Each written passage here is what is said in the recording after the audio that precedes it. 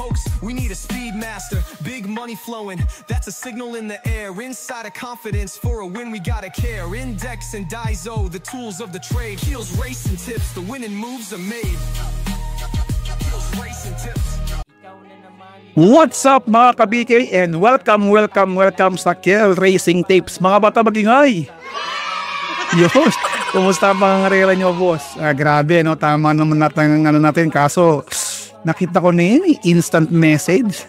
Kaso wala nang akala ko, wala talaga di ba? Di ba sabi ko sa inyo, single fight lang si si tawag nito, si Warchip tsaka si over-assuming. So 1-3 muntik-muntikan pa siyang ma-over-assuming. So shoutout nga pala sa boss ko na tumaya ng 50,000, Boss Fernan ko, mga bata magingay. Yan, Popoy Lagman in the house. Yan, asawa ko, what's up mga kabigay mo na para swertihin tayo, let's go. What's up mga kabigay? What's up mga ka-BK? Let's go para sa araw ng Munggo, Friday, August 8, 2025. Let's go! Dito sa race number 1, meron tayong 3-year-old above maiden race placers po ito mga boss. No, 1,400 meters ang distansya. Muntik na maposi sa KT ang entry number 2 na si Agent Romanov. Yan isa siyang dalawa lang dito ang important horse si Agent Romanov tsaka si True Blue. So 10 to lang to dapat, pero siyempre dahil maiden to, mag-aapat ako rito. Alright? Sino yung apat na yun? Siyempre pamosin natin walang iba kundi si Agent Romanov. Tapusin. Tapos tagyan natin siya ng True Blue. Magandang ginawa niyan. Merong merong Teka lang mga boss. Let's see. Asa ng aking index. Si True Blue mga boss, lumatas gumawa ng 114.4. O diba? Dahil dyan, plus plus 10 mo lang or plus 20 sa 200 meters. Papatok ko lang mga siguro mga 128, 127, mga ganyan. So kayo pa rin ang masusunod mga amon tunay tayo dyan, Agent Romanov tsaka True Blue. Sabi kasi gaya sinasabi ko nyo lagi, kung ano lang ang second and first choice, second choice ko, yun ang pamostin nyo. Alright? Tapos segunda na, itatasi natin walang iba kundi entry number 6 na si Magnolia Ariana. Ayan.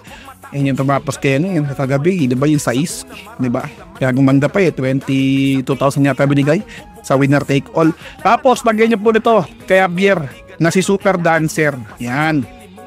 10,276 tayo dyan mga boss. Kayo pala na masusunod. Agent Romanov, True Blue, Magnolia Ariana, and of course Super Dancer. Pwede nyo lagay dyan si Unsaleable. Alright? Kayo pala na masusunod. Let's go to race number 2. Race number 2, we have class 5, 17 to 41 split.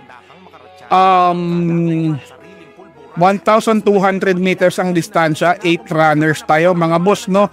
Dito single fight lang. Sino yon? Siyempre walang iba kundi si High Quality ni RC Baldonido tsaka ni My Star ni Patty Dilemma. Alright?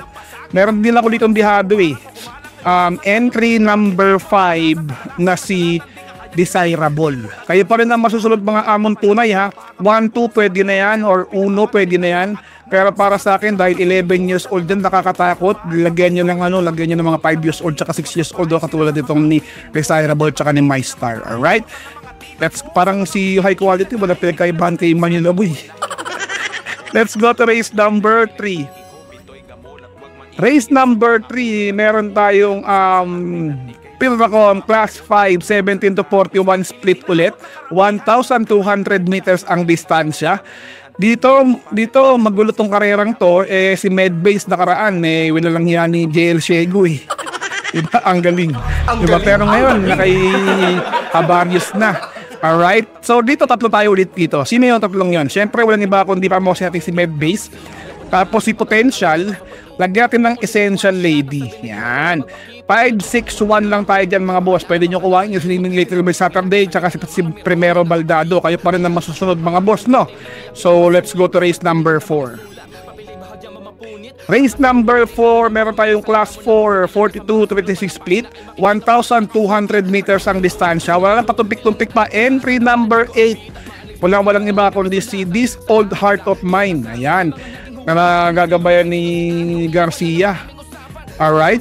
So, kayo pa rin na masusunod mga boss. Solong taga po yan. Solo Aire. Ewan ko kung matapusin. Ewan ko. Tama ba? Kung si ano? Solo Aire ba to? Tingnan ko nga. Race. Tingnan ko nga index. Kala mga boss ha. Baka di-remarket yung tabayong tayo at ngalami. Alright. Aha. Hindi yata. Hindi. Kala mga boss, wait lang mga boss ha.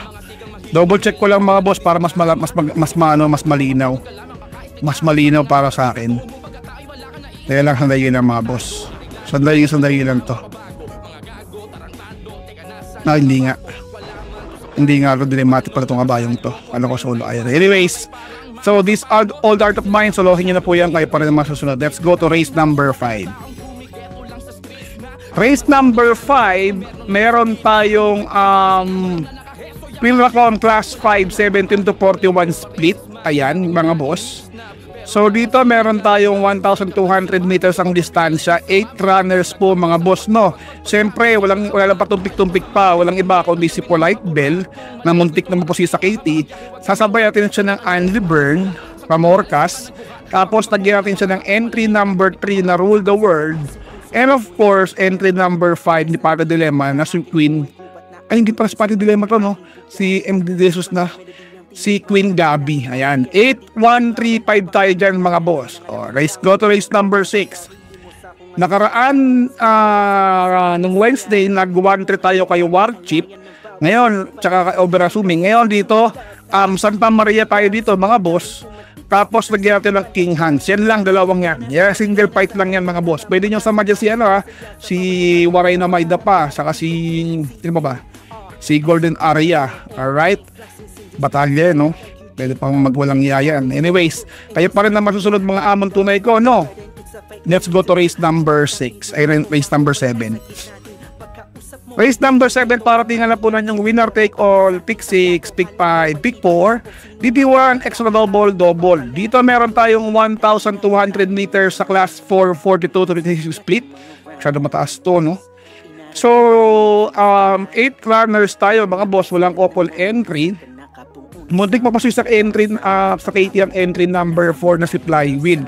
So hindi ko yan ang pamostik. Ang pamostik ko walang iba kundi si Upscale Bell. Tapos talagyan ko siya ng Flywheel. And of course, talagyan ko siya ng Golden Charger. Ayan. So 8-4-6 tayo dyan mga boss. Kayo pa rin na masusunod ha. Upscale Bell, Flywheel, and of course, Golden Charger. Pwede nyo pong lagay dyan si Batang Kang Kalwa. Pwede nyo lagay dyan si entry number 5 Archseb. Kayo pa rin na masusunod ha. So good luck po sa mga manunaya ha. Happy Munggo Day. Ang galing. So ayun lang. Mabu. See you on Saturday. Bye. What's something people don't know about horse racing? It's not just luck. It's strategy, skill, and insider tips. Welcome to Keel's Horse Racing Tips. Here, we're not just spectators, we're winners. Whether you're a seasoned punter or a racing rookie, Keel's got you covered. Catch glimpses of Keel breaking down the stats, reviewing the races, and giving you the thumbs up on the best bets. With Keel's expertise, you'll be making your way to the winner's circle in no time. So saddle up and join the excitement. Hit that subscribe button now for exclusive tips and insights. Ride with us to the winner's circle. Subscribe now for winning insights.